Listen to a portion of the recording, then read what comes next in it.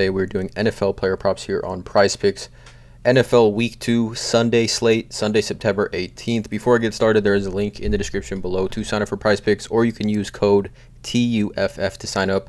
They will match 100% of your first deposit. There is also a Discord link in the description where their main channel is completely free, as well as a Patreon link in the description where I give all my plays that I'm making every single day here on PrizePicks. Every single sport, MLB, NFL, NBA, WNBA, obviously college football as well.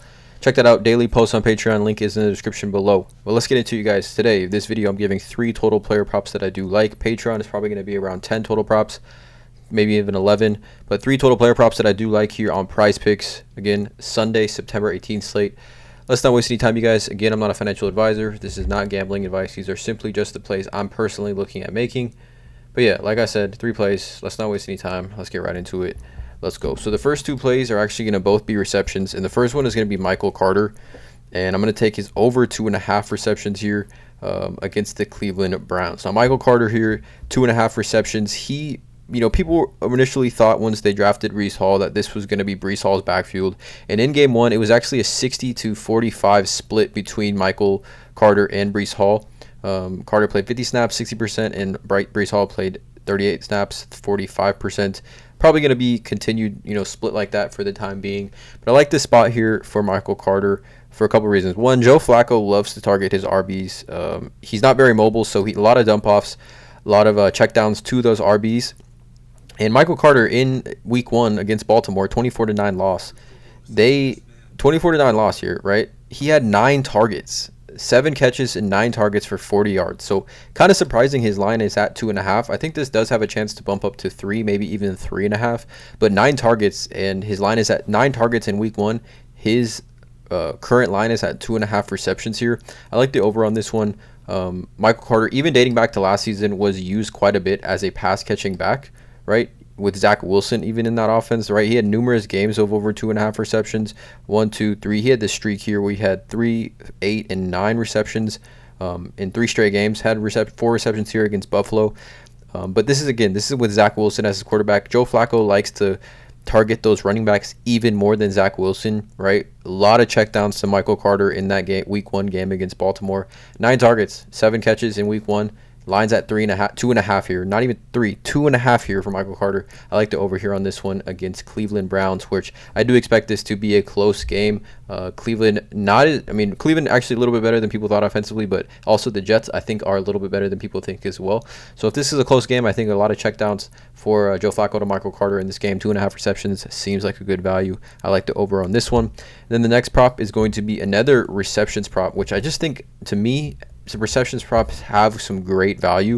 It's going to be Pat Freiermuth and over 3.5 receptions. Now, Pat Freiermuth is the tight end for the Pittsburgh Steelers.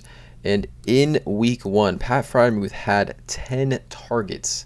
He was that safety blanket. 5 catches, 10 targets for 75 yards. He had a 31-yard catch. He is that safety blanket for Mitch Trubisky, right? Now, Mitch Trubisky, when he was in Chicago, he had Jimmy Graham as a tight end for a little bit, obviously Cole Kmet, and, he would target them here and there, but in this offense, tight ends always seem to thrive somewhat in the Pittsburgh Steelers offense under Mike Tomlin. Even dating back to last year, Pat Freiermuth had, I would say, a better than expected season last year, right? He finished the season 497 yards, 7 total touchdowns for Pat Freiermuth, but he had numerous games last season with Ben Roethlisberger, who loved to target tight ends as well. Again, thanks to that offense. 9 targets, 6 targets, 4 targets, 4 targets, 7, 9, 6, 7, 7, 5, 4. Numerous targets. You can see how many times he went over 3.5, even dating back to last season. But I'm just really, really intrigued here by this 10 total targets in that Week 1 game. Again, it went to overtime, so a little bit more playing time for Pat Freiermuth. But there is really no one behind him in that depth chart that I'm worried about taking looks away. Mitch Trubisky, obviously, you can see, new quarterback here in the same offense that Ben Roethlisberger thrived in, targeting the tight end. We're seeing Mitch Trubisky target the tight end, 3.5 receptions with 10 targets in that Week 1 game. I like the over here for Pat Freiermuth, over 3.5 against New England. Obviously, New England's going to try to shut down Deontay Johnson, as well as Claypool and Najee Harris, which I think will open up some things for Pat Freiermuth to throw the ball. And I do expect this game to be close as well. Then the last prop is going to be one definitely against the grain, one that I think could possibly bite me in the butt, but I'm gonna play it, and because I do have some confidence in it's gonna be Alvin Kamara, and I'm gonna take his under 17 fantasy score. Now, I kind of like this regardless of matchup, right? But even more so because of the matchup against Tampa Bay. Alvin Kamara in week 1 had 7.6 fantasy points against the Atlanta Falcons here, okay? And obviously, this is PPR, right, on PrizePicks PPR, so 1 point per reception. But he had 7.6 points against Atlanta, which porous defense of Atlanta. Now he's facing the Tampa Bay Buccaneers, who, historically, since even more so now, in my opinion, now that Todd Bowles is the head coach, they're looking to stop the run, right? Last season, top 5 rush defense, only gave up 71 rush yards per game in 2022, or this season actually. Let's look back at last season, right? The top 3 in rush yards per game, right? Least amount of rush yards per game, 91.6.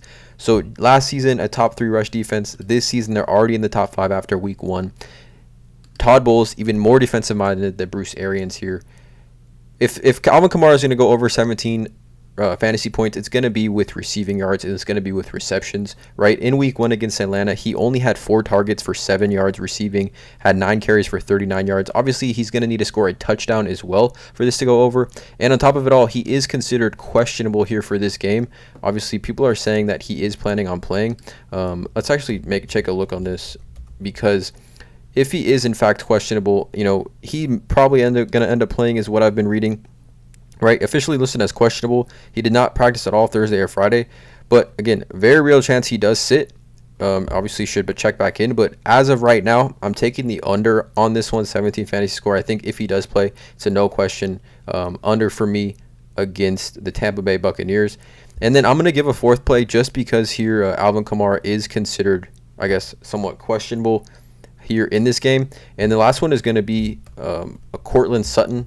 I'm going to give 4th play just on a whim here for you guys. Courtland Sutton, I love this play here, 56.5 receiving yards against Houston. Now, he had 72 receiving yards against Seattle. Now, Seattle was really making it tough on Russell Wilson, right? But Courtland Sutton still, let's just take a look. I believe he had 7 total targets. He had 7 total targets in that game against Seattle, where it was really tough for Russell to throw the ball. Right, 7 targets, 4 receptions for 72 yards.